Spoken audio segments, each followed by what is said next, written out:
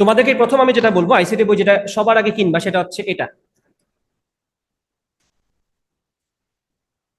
এই যে এখানে দেখা আমি তো এখন আসি নাই না, কিনবা, আমি বলছি সবার প্রথমে যেটা কিনবা সেটা।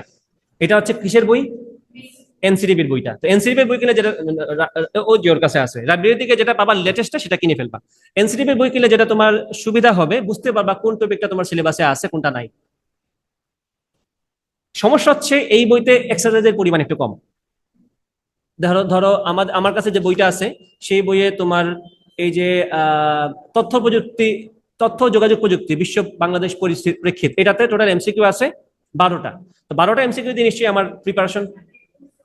হ্যাঁ হ্যাঁ, 12টা এমসিকিউ পড়ে তো তোমার আসলে কাভার হবে না পুরাটা।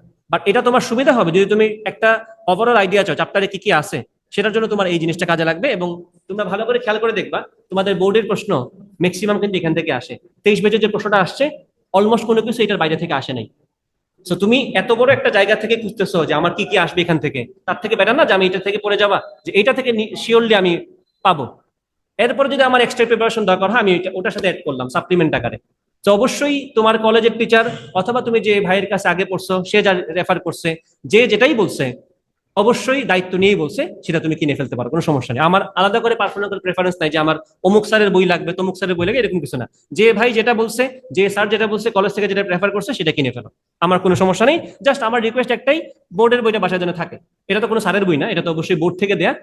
তো এটা একটু কিনে ফেলবা, আর বাকি যার কাছে যেটা আছে আমার কোনো সমস্যা নেই। আমরা তো কাজ হচ্ছে কনসেপ্টটা তোমাকে বোঝানো, আমি আমার মতো বোঝাবো, তুমি তোমার মতো বই থেকে পড়ে ফেলবা। পরীক্ষা নেবো, পরীক্ষা দিবা, প্র্যাকটিস দিবা, প্র্যাকটিস করবা। ঠিক আছে? ওকে।